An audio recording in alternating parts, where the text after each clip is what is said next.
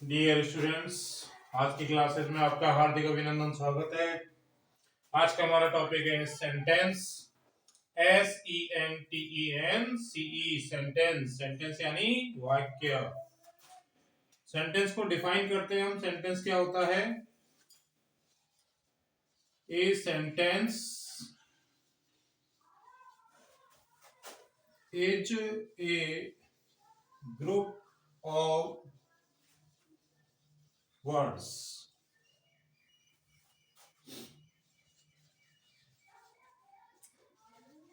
that has a definite and complete meaning।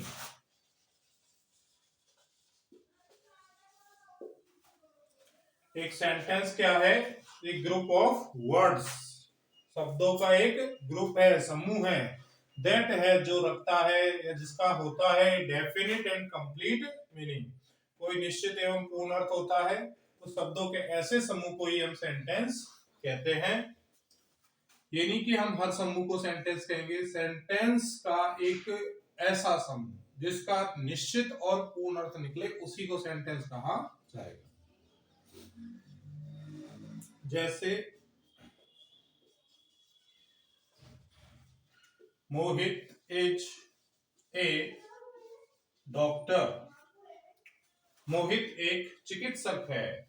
यहां पर चार वर्ड्स हैं, मोहित, इज, ए और डॉक्टर। अब यहां पर अगर हम इनका क्रम चेंज कर दें कि डॉक्टर इज ए मोहित, कि डॉक्टर एक मोहित है, तो फिर यहां पर इसका निश्चित पूर्ण अर्थ नहीं निकलेगा, क्योंकि मोहित के बारे में बताया जा रहा है, ना कि डॉक्टर के बारे में बताया जा रहा है। डॉक्टर इज मोहित अगर ये बोला जाए तो करेक्ट रहेगा। तो यहाँ मोहित इज ए डॉक्टर, चार वर्ड्स का एक ऐसा समूह है जिसका निश्चित अर्थ निकल रहा है, पूर्ण अर्थ निकल रहा है कि मोहित एक चिकित्सक है। मोहित एक चिकित्सक है। इसका अर्थ ये नहीं निकल सकता कि मोहित बीमार है, मोहित इंजीनियर है, अभियंता है। इस तरह का कोई अर्थ नहीं निकल रहा। तो ये डेफिनेट मीनिंग हो गया है, कंप्लीट मीनिंग है, इसको कुछ और जोड़ने की आवश्यकता नहीं है। लेकिन अगर मोहित के बारे में कुछ और बताना है तभी हम जोड़ेंगे। जैसे मोहित इस अस्पताल में एक डॉक्टर है। तो इस तरीके से हम देखते हैं कि सेंटेंस का कोई ऐसा निश्चित ऑर्डर होता है, शब्दों को एक पैटर्न में फॉलो किया जाता है, तभी वो सेंटेंस रहेगा। सेंटेंस तभी रहेगा जब वो डेफिनेट और कंप्लीट मीनिंग देने वाला है। So a sentence is a group of words that has a definite and complete meaning। तो सेंटेंस शब्दों का एक ऐसा समूह होता है जिसका निश्चित एवं पूर्ण अर्थ होता है। जैसे यहाँ पर हमने एक एग्जांपल लिया, they are playing cricket. They are playing cricket. अब यह जो पैटर्न है वो है सब्जेक्ट, वर्ब, ऑब्जेक्ट। इसी प्रकार यहाँ पर था सब्जेक्ट वर्ब कंप्लीमेंट। ये सब्जेक्ट था, ये वर्ब, और ये ए डॉक्टर क्या है? कंप्लीमेंट। तो प्रत्येक सेंटेंस में शब्दों को एक निश्चित पैटर्न में फॉलो किया जाता है। जो वर्ड्स आते हैं उनको एक अरेंज ऑर्डर में यानी व्यवस्थित क्रम में जमाया जाता है, तभी उनका एक डेफिनेट और कंप्लीट मीनिंग निकलेगा। अब अगर हम इसको इस तरीके से जमा दें कि दे प्लेइंग आर क्रिकेट, तो इसका जो डेफिनेट और कंप्लीट मीनिंग है वो नहीं निकलेगा, जबकि है अभी फोर वर्ड्स का ग्रुप है कि दे प्लेइंग आर क्रिकेट या क्रिकेट आर प्लेइंग दे। इस तरीके से लिखा जाएगा तो इसका डेफिनेट और कंप्लीट मीनिंग नहीं निकलेगा, तो इसको हम सेंटेंस नहीं कहेंगे। तो सेंटेंस इसे तभी कहा जाएगा, इन शब्दों के समूह को तभी सेंटेंस कहा जाएगा जब इन शब्दों के समूह को एक निश्चित क्रम में जमा करके उसका एक निश्चित एवं पूर्ण अर्थ निकलता हो, तभी उसको सेंटेंस कहा जाएगा। जैसे यहाँ पर इस सेंटेंस का अर्थ निकल रहा है कि वे क्रिकेट खेल रहे हैं। वे क्रिकेट खेल रहे हैं। अब यहां पर हम इसको ये नहीं कह सकते वे हॉकी खेल रहे हैं, वे नाच रहे हैं, या हम यहाँ पढ़ रहे हैं। इस तरीके से इनका अर्थ नहीं निकल रहा है, इसका निश्चित एवं पूर्ण अर्थ हो रहा है कि वे क्रिकेट खेल रहे हैं। तो इसी प्रकार के शब्द समूह को हम, ग्रुप ऑफ वर्ड्स को हम क्या कहते हैं फ्रेंड्स? सेंटेंस कहते हैं। तो सेंटेंस की डेफिनेशन आ गई होगी समझ में। वीडियो पॉज करके आप सेंटेंस की डेफिनेशन को नोट डाउन कर सकते हैं। इसके बाद हम देखते हैं काइंड्स ऑफ सेंटेंसेज, यानी वाक्यों के प्रकार।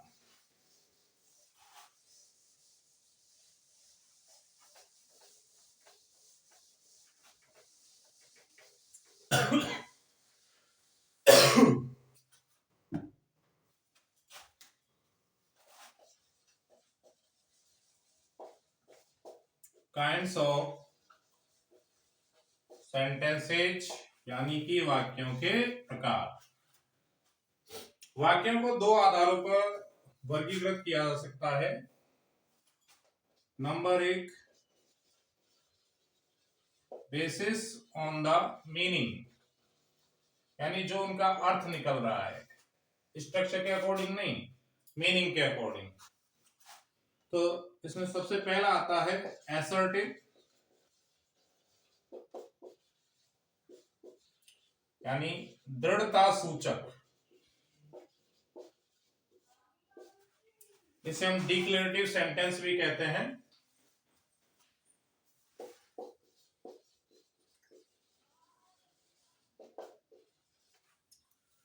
डिक्लेरेटिव का मतलब है यहाँ पर इसको डिक्लेयर कर रहे हैं हम, तो कोई चीज को डिक्लेयर करें कि भाई ऐसा है या ऐसा नहीं है, उन्हीं को हम क्या कहते हैं? असर्टिव या डिक्लेरेटिव सेंटेंस कहते हैं। असर्टिव सेंटेंस दो प्रकार के होते हैं।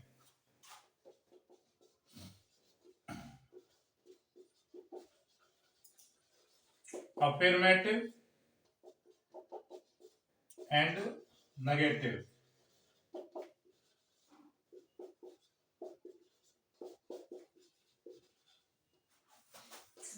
आई एम ए टीचर, मैं एक अध्यापक हूं, यहां पर मैं डिक्लेयर कर रहा हूं I am a teacher. Negative, you are not a teacher, तुम एक अध्यापक नहीं हो। तो यहां पर सेंटेंस में हमें बताया जा रहा है कि जो सुनने वाला है वो एक टीचर नहीं है, तो नेगेशन यानी मना किया जा रहा है।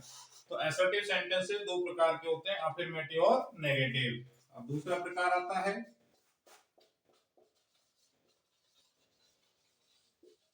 इंटेरोगेटिव। इसको हम क्वेश्चन भी कहते हैं, यानी कि प्रश्नवाचक।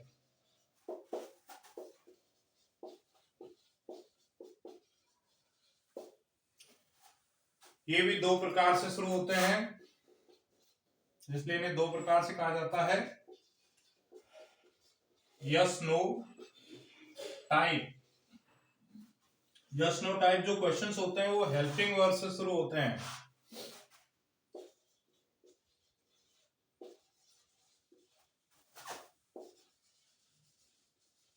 आर यू हैप्पी, क्या आप खुश हैं?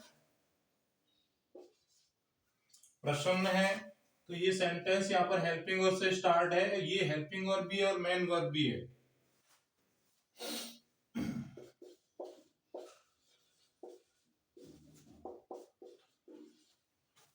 डू यू लाइक नमन, क्या आप नमन को पसंद करते हैं? हेल्पिंग वर्ब से स्टार्ट हो रहा है। सेकंड जो क्वेश्चन होता है वो आपका WH वर्ड टाइप होता है, जो कि WH वर्ड से या क्वेश्चन वर्ड से स्टार्ट होता है। What do you take?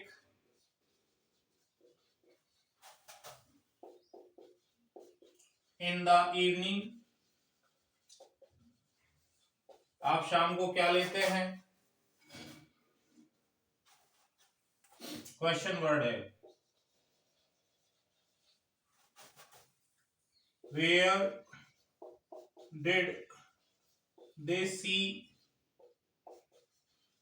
The ghost, उन्होंने उस भूत को कहां देखा। WH words. तो बेसिस ऑन द मीनिंग पर अभी हमने दो प्रकार से पढ़े, तीन प्रकार के और होते हैं, इंपरेटिव, एक्सक्लेमेटरी और ऑप्टेटिव। तो इन दोनों को आप नोट कर लें। इसके बाद तीन और हैं जो बेसिस ऑन द मीनिंग यानी अर्थ के आधार पर हैं। तो अर्थ के आधार पर सेंटेंसेस के कितने प्रकार होते हैं? 5 प्रकार के होते हैं। 5 काइंड्स ऑफ सेंटेंसेस। तो पहला क्या है? असर्टिव यानी दृढ़ता सूचक। दूसरा है इंटेरोगेटिव, जिसे हम क्वेश्चन भी कहते हैं। असर्टिव को डिक्लेरेटिव भी कहते हैं। डिक्लेरेटिव जो सेंटेंस है, असर्टिव सेंटेंस होते हैं, दो प्रकार के होते हैं, अफर्मेटिव एंड नेगेटिव। अफर्मेटिव को हम पॉजिटिव भी कहते हैं, यानी यस टाइप का, और ये है नो टाइप का। इंटेरोगेटिव सेंटेंसेस क्वेश्चन, इनके अंत में क्या आता है? नोट ऑफ इंटेरोगेशन यानी क्वेश्चन मार्क आता है। ये डेफिनेट आएगा तभी इसको क्वेश्चन कहा जाएगा। ये नहीं कि हम आई एम ए टीचर के आगे हमने क्वेश्चन मार्क लगा दिया, नहीं, ऐसा नहीं होगा। सेंटेंस के एंड में तीन ही प्रकार के आपके पंक्चुएशन मार्क्स आते हैं, यानी फुल स्टॉप, क्वेश्चन मार्क और नोट ऑफ एक्सक्लेमेशन यानी एक्सक्लेमेटरी मार्क आता है, विस्मयादि बोधक चिन्ह आता है। इन तीन चिन्हों का ध्यान रखेंगे। इन्हीं भी कोई भी सेंटेंस होगा तो अगर वो सेंटेंस कंप्लीट हो चुका है तो उसके अंत में उस सेंटेंस के अकॉर्डिंग एक फुल स्टॉप या क्वेश्चन मार्क या नोट ऑफ एक्सक्लेमेटरी यानी विस्मयादि बोधक चिन्ह, इन तीनों में से एक चिन्ह अवश्य आएगा, एक मार्क अवश्य ही आएगा।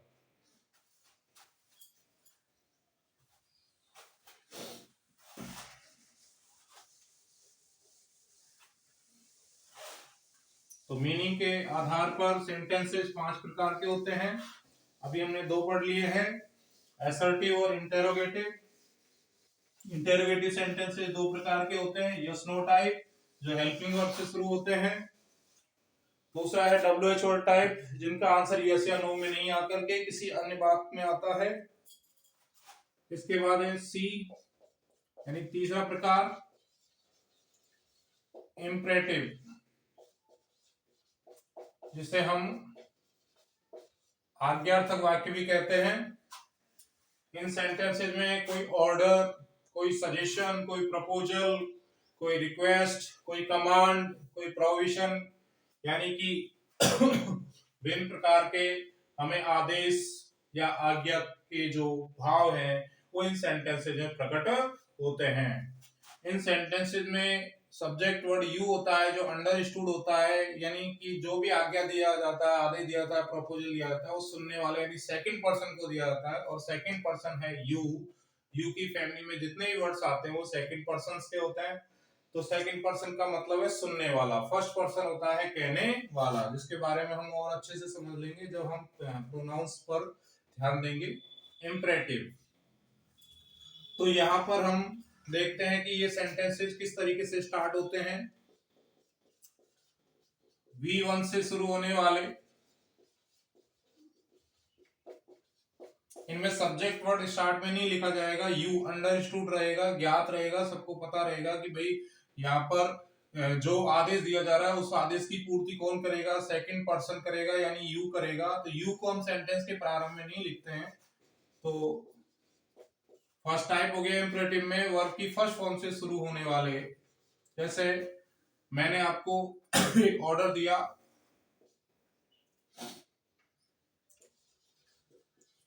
स्टैंड अप,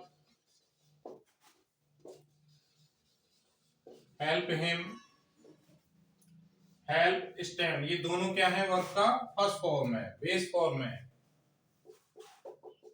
दूसरा, जब हमें किसी को प्रोविजन यानी मना करना है, निषेध करना है, तो यहां पर इसको हम डू नॉट या डोंट से स्टार्ट करते हैं। तो डोंट प्लस V1 से स्टार्ट होने वाले इंपरेटिव सेंटेंसेस, इनमें हम किसी सुनने वाले को यानी सेकंड पर्सन को किसी काम को नहीं करने के बारे में आज्ञा देते हैं, आदेश देते हैं। डू नॉट प्ले हेयर, यहां मत खेलिए,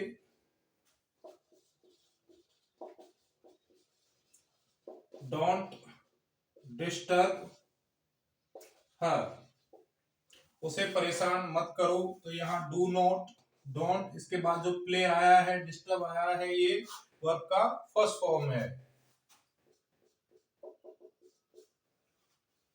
इसके बाद हम कई बार प्लीज या काइंडली से भी सेंटेंस को स्टार्ट करते हैं। इसके बाद में वर्ब का फर्स्ट फॉर्म या ये वाला जो सेकंड पैटर्न है ये यूज किया जा सकता है।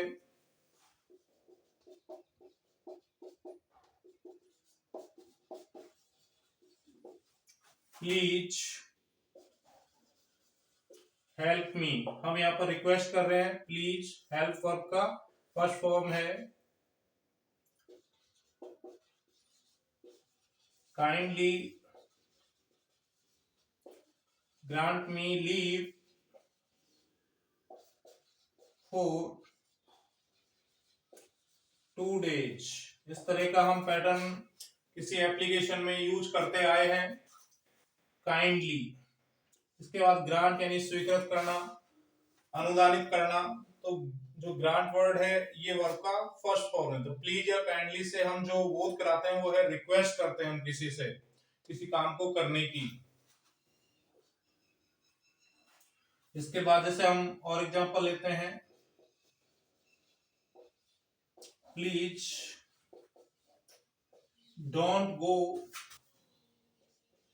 To help him. यहां पर जो हर आया था ये किसी स्त्री को, किसी महिला को परेशान नहीं करने के लिए कहा गया था। यहाँ पर है हिम, तो हिम और हर में डिफरेंस है कि हिम पुरुष के लिए आता है और हर स्त्री के लिए आता है।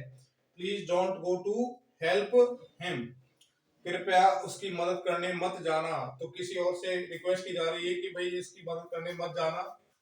तो यहाँ पर हम देख रहे हैं प्लीज से स्टार्ट है, फिर डोंट आया है, फिर गो आया है। तो इस तरीके से हम देखते हैं कि इंपरेटिव सेंटेंसेस वर्ब की फर्स्ट फॉर्म से स्टार्ट होते हैं। Do not, don't plus verb की फर्स्ट फॉर्म से स्टार्ट होते हैं। प्लीज या काइंडली प्लस वर्ब की फर्स्ट फॉर्म से स्टार्ट होते हैं। तो इस तरीके से हम देखते हैं कि इंपरेटिव सेंटेंसेस में हम सेकंड पर्सन को, सुनने वाले को आज्ञा देते हैं, निर्देश देते हैं, कोई कमांड देते हैं, रिक्वेस्ट करते हैं, प्रपोजल करते हैं, सजेशन देते हैं। तो इस तरीके भाव व्यक्त करने वाले सेंटेंसेस को ही हम इंपरेटिव सेंटेंसेस कहते हैं। वीडियो पॉज करके नोट कर लेंगे आप।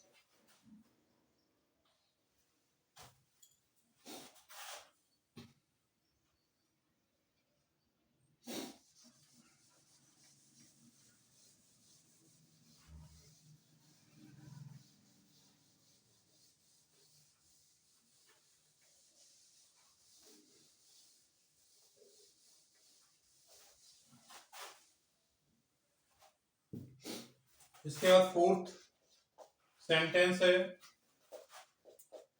एक्सक्लामेटरी, EXCLAMATORY, एक्सक्लामेटरी सेंटेंसेस यानी कि विस्मयादि बोधक वाक्य। विस्मयादि बोधक, विस्मय, अचंबा, आश्चर्य। तो जब भी हम देखते हैं कि कई बार हमारे साथ कुछ घटनाएं अचानक से घटित होती हैं, तो अचानक से घटित होने वाली किसी घटना पर जिस प्रकार के भाव हम प्रकट करते हैं, उन भावों को व्यक्त करने वाले सेंटेंसेस को ही हम एक्सक्लेमेटरी सेंटेंसेस कहते हैं। अचानक से हम किसी बात को लेकर, किसी घटना को लेकर दुख प्रकट करते हैं, हर्ष यानी खुशी, प्रसन्नता प्रकट करते हैं, या बहुत बड़ा आश्चर्य प्रकट करते हैं। जैसा हमने किसी के बारे में उम्मीद नहीं की कि वो कलेक्टर बन जाएगा, वो कलेक्टर बन गया। हम सड़क पे जा रहे थे, हमें अचानक से 2000 रुपए का नोट मिल गया तो खुशी हो गई हमें बहुत ज्यादा, अरे हुर्रे। तो इस तरीके से हम जो भी भाव प्रकट करते हैं, हमारे यानी सडन इमोशंस को, आकस्मिक भावों को व्यक्त करने वाले जो सेंटेंसेस होते हैं उन्हीं को हम एक्सक्लेमेटरी सेंटेंसेस कहते हैं। एक्सक्लेमेटरी सेंटेंसेस के अंत में ये वाला जो चिन्ह है विस्मयादि बोधक चिन्ह, ये जरूर आएगा यहाँ पर, ये ध्यान रखना है कि विस्मयादि बोधक चिन्ह आएगा। जैसे क्वेश्चंस के अंत में क्वेश्चन मार्क आता है, ऐसे एक्सक्लेमेटरी सेंटेंसेस के अंत में ये वाला चिन्ह आता है। ये एक ऐसा चिन्ह है जो क्या प्रकट करेगा, विस्मय प्रकट करेगा, आश्चर्य प्रकट करेगा। इस चिन्ह को क्या कहते हैं, नोट ऑफ एक्सक्लेमेशन या एक्सक्लेमेटरी मार्क, विस्मयादि बोधक चिन्ह। तो ये विस्मय प्रकट करेगा। अब एक्सक्लेमेटरी सेंटेंसेज होते हैं वो जनरली आपके इस तरीके से स्टार्ट होंगे, व्हाट, ए, एन या हाउ से। ध्यान रखें व्हाट सब क्वेश्चन वर्ड भी है, हाउ सब क्वेश्चन वर्ड भी है, लेकिन ये यहाँ पर क्वेश्चन नहीं करेंगे, यहाँ पर ये आश्चर्य प्रकट करने के लिए आएंगे। इनके बाद कोई नाउन या एडजेक्टिव वर्ड आएगा जिसको लेकर के ये किसी नाउन या किसी इवेंट को लेकर, किसी घटना को लेकर आश्चर्य प्रकट करेंगे। तो एग्जांपल देखते हैं हम, जैसे what an interesting story it is, ये कितनी रोचक कहानी है। तो किसी कहानी की रोचकता को लेकर, इंटरेस्टिंग फैक्टर को लेकर के हम अपना विषय प्रकट कर रहे हैं, अचंबा प्रकट कर रहे हैं, हम सरप्राइज्ड हैं।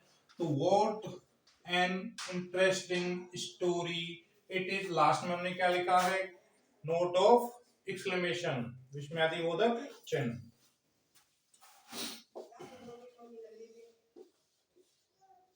हाउ ब्यूटीफुल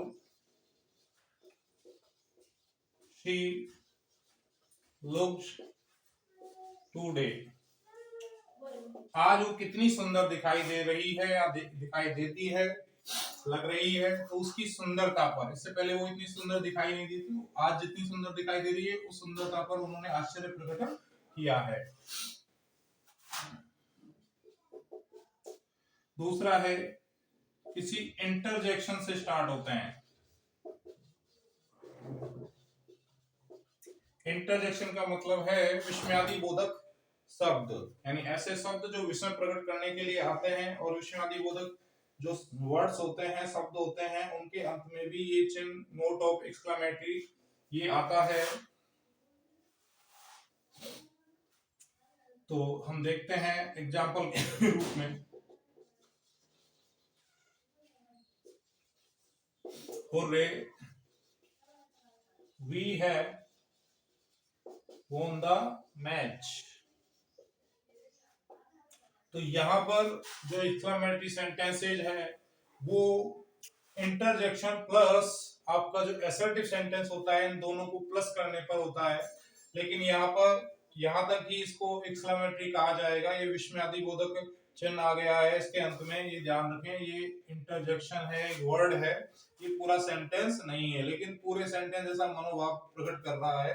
तो इसलिए हम यहां से लेकर और यहां तक इसको पूरे को क्या करेंगे, एक्सक्लेमेटरी सेंटेंसेस मान लेते हैं। अलास he has failed, अफसोस वह फेल हो गया है, उसने किसी कार्य में असफलता प्राप्त की तो उस पर दुख प्रकट किया जा रहा है। तो ये वर्ड्स क्या है, इंटरजेक्शन है। तो इस तरीके से हम देखते हैं एक्सक्लेमेटरी सेंटेंसेस यानी विस्मयादि बोधक जो वाक्य होते हैं, उनमें अचानक होने वाली किसी घटना पर हम अपने आकस्मिक, हमारे सडन फीलिंग्स को एक्सप्रेस करते हैं, उन्हीं को हम एक्सक्लेमेटरी सेंटेंसेस कहते हैं। वीडियो पॉज करके आप हर प्रकार को नोट कर लेंगे और एक दो बार और देख सकते हैं आप इनको समझने के लिए। तो अभी तक हम बेसिस ऑन द मीनिंग यानी अर्थ के आधार पर 4 प्रकार के सेंटेंसेस को पढ़ चुके हैं, असर्टिव, इंटेरोगेटिव, इंपरेटिव और एक्सक्लेमेटरी।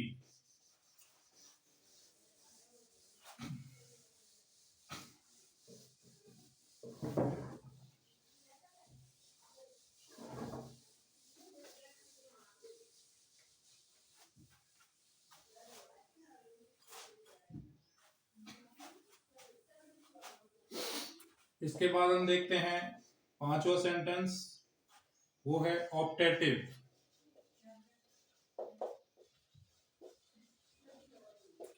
ऑप्टेटिव सेंटेंसेस यानी कि इच्छा सूचक वाक्य।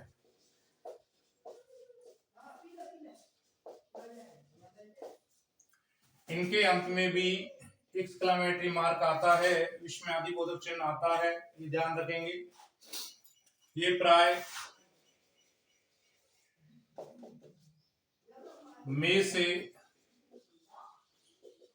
शुरू होते हैं, अधिकतर में से शुरू होते हैं। एग्जाम्पल के रूप में हम देखते हैं जैसे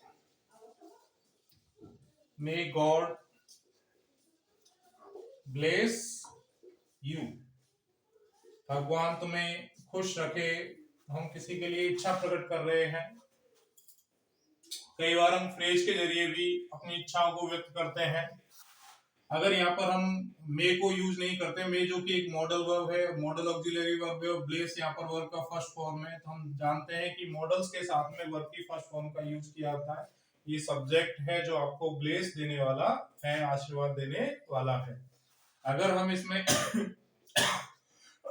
मे ऑक्सिलरी का यूज नहीं करते हैं तब भी सेंटेंस का भाव वही रहेगा। तो कई जगह हम मे का यूज कर लेते हैं और कई जगह हम यूज नहीं करते हैं। तो किसी के लिए इच्छा, आशीर्वाद, शुभकामना, अभिशाप, श्राप, बद्दुआ, ये भावनाएं जो प्रकट होती हैं वो ऑप्टेटिव सेंटेंसेस के जरिए प्रकट होती हैं। तो यहाँ पर मे क्या है, अब ओमिट कर दिया गया, यानी इसे छिपा दिया गया है, यहाँ पर लिखा नहीं गया है। तो ये जरूरी नहीं है कि भाई यहाँ पे मे लिखना कंपलसरी है। अगर मे के बिना भी भाव प्रकट हो सकता है, सामने वाले को आपकी इच्छा समझ में आ सकती है, तो आप मे को नहीं भी लिखें तो चल जाएगा।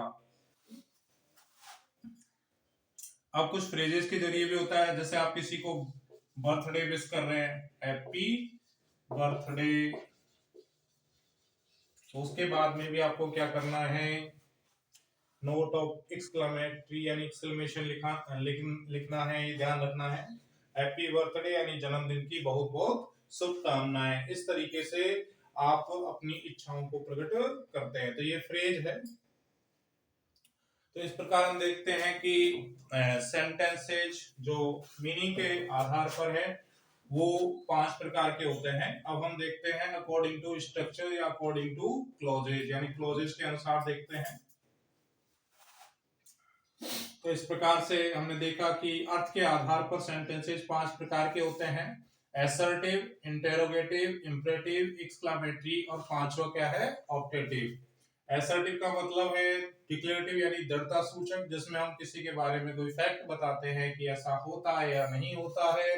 असर्टिव सेंटेंसेस 2 प्रकार के होते हैं, अफर्मेटिव और नेगेटिव यानी स्वीकारात्मक और नकारात्मक। अफर्मेटिव को हम पॉजिटिव कहते हैं जो यस टाइप का सेंटेंस होता है। नेगेटिव जिसमें हम किसी के लिए मना करते हैं कि भाई उसके साथ ऐसा नहीं है या वो ऐसा नहीं करता है।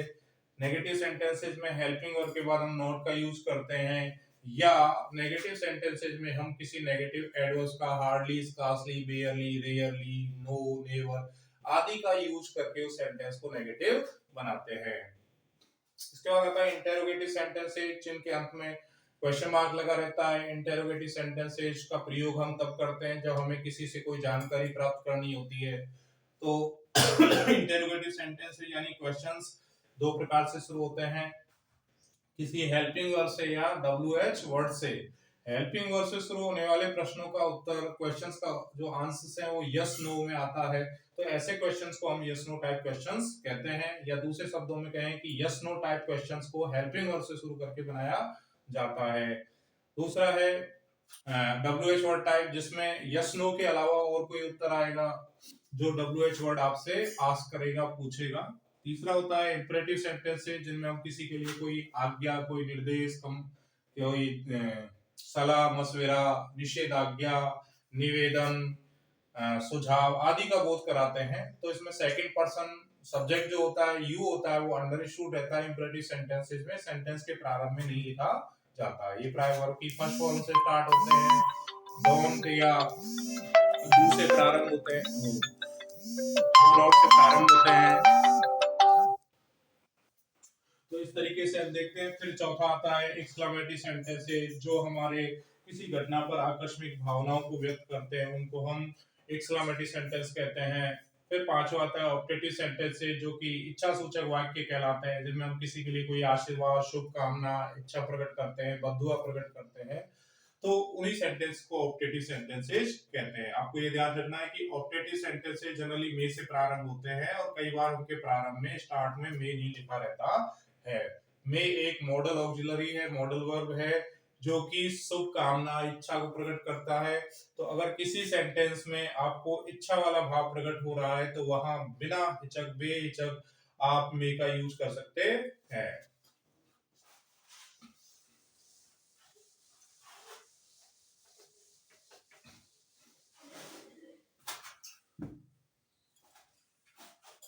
अब हम नंबर 2 पर देखते हैं, बेसिस ऑन द स्ट्रक्चर, यानी वाक्य की जो संरचनाएं होती हैं, तो ये होता है, हम यहाँ पर स्ट्रक्चर के आगे लिख सकते हैं क्लॉजेज। ग्रामर में एक स्पेशल टॉपिक है क्लॉजेज, यानी उपवाक्य, जो सेंटेंस का ही एक पार्ट होता है। सेंटेंस का ऐसा पार्ट जिसका अपना सब्जेक्ट और प्रेडिकेट होता है, उसको हम क्लॉज कहते हैं। तो सेंटेंस में क्लॉज कितने प्रकार के यूज किए गए हैं, उसके आधार पर सेंटेंसेस 3 प्रकार के होते हैं। ए, सिंपल सेंटेंस, तो सिंपल सेंटेंसेस यानी सरल वाक्य। इसके बाद आता है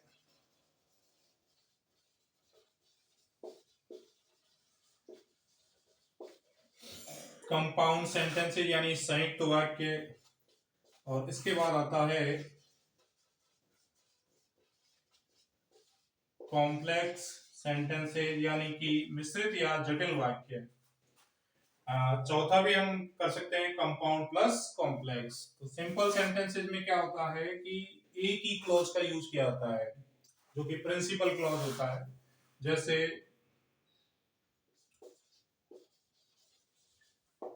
रिया इज ए डांसर। यहाँ रिया एक सब्जेक्ट है और रिया के बारे में जो बात बताई जा रही है वो प्रेडिकेट है। तो सब्जेक्ट प्लस प्रेडिकेट का एक पेयर मिला है इसमें। तो जिस सेंटेंस में केवल और केवल एक क्लॉज का यूज किया जाए, केवल और केवल एक क्लॉज का यूज किया जाए, उसी को हम सिंपल सेंटेंस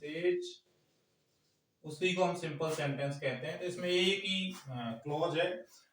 क्लॉज को हम आइडेंटिफाई, क्लॉज की संख्या को हम आइडेंटिफाई कर सकते हैं। अगर सेंटेंस में सब्जेक्ट प्रेडिकेट के जितने पेयर हैं उन्हीं को हम क्या कहेंगे, क्लॉज कहेंगे। क्लॉज की संख्या हम डिसाइड कर लेते हैं कि सब्जेक्ट प्रेडिकेट के जितने पेयर हैं उतनी ही उस सेंटेंस में क्लॉजेस की संख्या है। तो रिया इज ए डांसर एक ऐसा सेंटेंस है, सिंपल सेंटेंस है। इसके और एग्जांपल्स ले सकते हैं हम, जैसे what are you doing now, आप इस समय क्या कर रहे हैं। तो ये क्वेश्चन वर्ड से स्टार्ट हुआ है और क्वेश्चन मार्क लगा हुआ है। इसका सीधा सा मतलब है ये इंटरोगेटिव सेंटेंस है। तो इस सेंटेंस में एक ही सब्जेक्ट है, यू, एक ही सब्जेक्ट है, और ये जो सब्जेक्ट है इसके बारे में ही पूछताछ की जा रही है, जाना जा रहा है। तो ये पूरा जो पार्ट है इस यू के लिए क्या है, प्रेडिकेट है। क्या है, प्रेडिकेट। तो सब्जेक्ट प्रेडिकेट का केवल एक ही पेयर मिला है। तो यहाँ भी सेंटेंस में एक ही क्लॉज है। इसका मतलब ये जो सेंटेंस दे रखा है ये स्ट्रक्चर या क्लॉजेस के अकॉर्डिंग सिंपल सेंटेंस कहलाता है। इसके बाद आता है कंपाउंड सेंटेंस। तो कंपाउंड सेंटेंस का सीधा सा मतलब है कि जो संयुक्त कर दिया गया है, जोड़ दिया गया है, यानी दो सिंपल सेंटेंसेस को हम जोड़ देंगे, वहीं पर क्या आएगा, कंपाउंड सेंटेंस आएगा। तो कंपाउंड सेंटेंस को हिंदी में कहते हैं संयुक्त वाक्य। सिंपल सेंटेंसेस को कहते हैं सरल वाक्य या सामान्य वाक्य। कंपाउंड सेंटेंसेस को क्या कहते हैं, संयुक्त वाक्य, और इसको कहेंगे हम मिश्रित या जटिल वाक्य।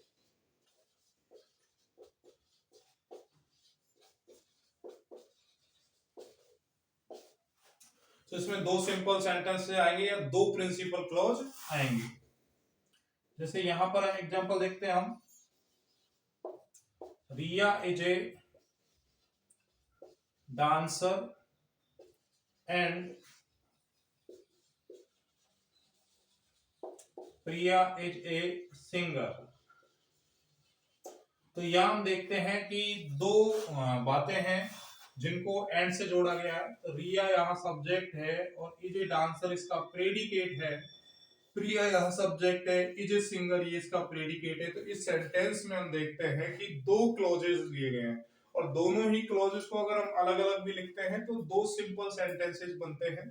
अगर एंड को हटा देते हैं या फुल स्टॉप लगा देता हूं मैं, तो रिया इज ए डांसर अलग सेंटेंस हो जाएगा, प्रिया इज ए सिंगर अलग सेंटेंस हो जाएगा। अब यहाँ हमने कंजक्शन की सहायता से क्या किया है, दो बातों को, दो सिंपल सेंटेंसेस को दो क्लोजेस को एक साथ कनेक्ट करके लिखा है, जोड़कर लिखा है।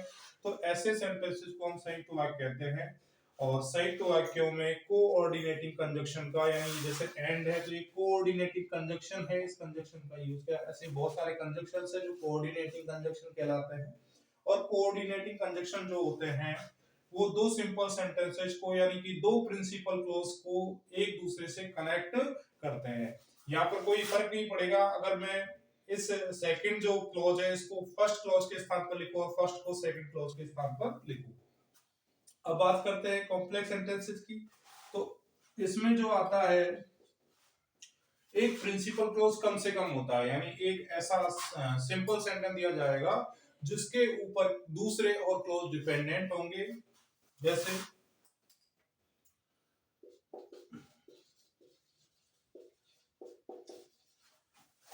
you will pass if you work hard। you subject है, इसके लिए ये प्रेडिकेट है। इफ आपका कंजक्शन है जो कि कंडीशनल क्लॉज को रिप्रेजेंट करता है, ये सब्जेक्ट है। वर्क हार्ड ये प्रेडिकेट है। तो यहाँ सब्जेक्ट प्लस प्रेडिकेट का एक पेयर हो गया, तो एक क्लॉज ये हो गया है और एक क्लॉज ये हो गया। तो इस तरीके से इस सेंटेंस में भी कितने क्लॉज है, दो क्लॉज। या कंपाउंड सेंटेंस देखा था, यहाँ भी दो क्लॉज थे और यहाँ भी दो क्लॉज हैं। लेकिन यहाँ जो मुख्य बात है, मेन बात है, वो क्या है, यू विल पास, यानी तुम्हारा पास हो जाना, कि तुम पास हो जाओगे। अब यहाँ पर एक कंडीशन और डाल दिए, इफ यू वर्क हार्ड, यदि आप मेहनत करते हो। तो यदि आप मेहनत करते हो तो पास हो जाओगे, यानी इस कंडीशन को आपने किया तो आपका पास होना निश्चित है। ऐसा बिल्कुल क्लियर हो गया कि यहाँ पर ये कंडीशन है, इस कंडीशन को पूरा करेंगे तो आपका ये परिणामी रिजल्ट आएगा। तो ये आपका प्रिंसिपल क्लॉज है, मेन क्लॉज है, जो कि मुख्य बात को, प्रिंसिपल थिंग को आपको बता रहा है। और यू वर्क हार्ड से पहले इफ लगाया गया है, तो ये क्या है, एक कंडीशनल क्लॉज है। इस ये क्लॉज है, ये इस क्लॉज पर डिपेंडेंट है। तो इस क्लॉज को तो हम कहते हैं पीसी यानी प्रिंसिपल क्लॉज, और इसको कहते हैं डीसी यानी डिपेंडेंट क्लॉज। तो जो डीसी होता है वो पीसी पर डिपेंडेंट करता है। तो इस तरीके से देखते हैं कि स्ट्रक्चर या क्लॉजेस के अकॉर्डिंग जो सेंटेंसेस होते हैं वो तीन प्रकार के होते हैं और मीनिंग के अकॉर्डिंग पांच प्रकार के होते हैं। तो स्ट्रक्चर क्लॉजेस के अकॉर्डिंग कितने प्रकार के हैं, तीन प्रकार के, सिंपल सेंटेंसेस, कंपाउंड सेंटेंसेस और कॉम्प्लेक्स सेंटेंसेस। सिंपल सेंटेंसेस को हम हिंदी में कहते हैं सरल वाक्य, कंपाउंड सेंटेंसेस को कहते हैं संयुक्त वाक्य और कॉम्प्लेक्स सेंटेंसेस को कहते हैं मिश्रित या जटिल वाक्य। एक बार फिर से मैं इन तीनों को रिवाइज करा देता हूं। सिंपल सेंटेंसेस यानी सरल वाक्यों में सब्जेक्ट प्रेडिकेट का एक पेयर मिलता है, यानी कि सेंटेंस में क्लॉज की संख्या कितनी होती है, एक होती है। और ये प्रिंसिपल क्लॉज होता है, अपने आप में पूर्ण अर्थ प्रकट करता है। तो ऐसे सेंटेंसेस को ही हम सिंपल सेंटेंसेस कहते हैं। जैसे यहाँ पर हम दूसरा देख रहे हैं, होने को तो क्वेश्चन है लेकिन ये सिंपल सेंटेंस है क्योंकि इसका स्ट्रक्चर एक क्लॉज वाला है।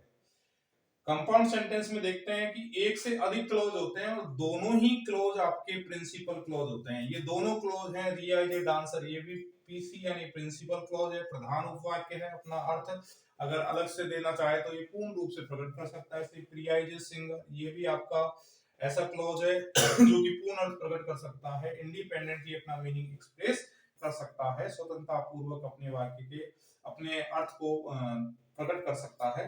तो ऐसे क्लॉज जो पूर्ण अर्थ प्रकट कर सकते हैं उनको प्रिंसिपल क्लॉज कहते हैं, और जो अपना पूर्ण अर्थ प्रकट करने के लिए पीसी पर डिपेंडेंट होते हैं उन्हीं को डिपेंडेंट क्लॉज यानी कि सेकेंडरी क्लॉज या कहीं सबऑर्डिनेट क्लॉज कहते हैं, आश्रित उपवाक्य कहते हैं। आश्रित उपवाक्य इसीलिए कहा जाएगा इसको क्योंकि ये प्रिंसिपल क्लॉज के ऊपर आश्रित है। तो कॉम्प्लेक्स सेंटेंसेस में क्या मिलेगा, पीसी प्लस डीसी, और यहाँ पीसी प्लस पीसी, तो यहाँ है only PC, only one PC, तो यहाँ पे मैं लिख भी देता हूं ओनली वन पीसी। पीसी का मतलब आप समझ ही गए हैं, ये नहीं कोई पर्सनल कंप्यूटर, यहाँ पर पीसी का मतलब है प्रिंसिपल क्लॉज, और यहाँ पर पीसी प्लस पीसी, यहाँ पीसी प्लस एससी या एससी, यहाँ पर डीसी लिख देता हूं मैं जो लिखा है वहां पर, ताकि आपको समझने में दिक्कत नहीं आए। पीसी प्लस डीसी या डीसी प्लस पीसी।